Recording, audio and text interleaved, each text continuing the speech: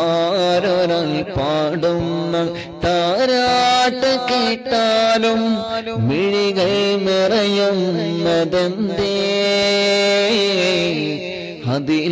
അതിലെന്റുമ്മാന്റെ സ്വരമേ ആരൊരാൾ കാട്ടുന്ന വാത്സല്യമോട്ടാലും മനസ്സിൽ പതിയുന്നതെന്തേ അതിലെന്റുമ്മാന്റെ മുഖമേ റബ്ബിർഹംഹുമാ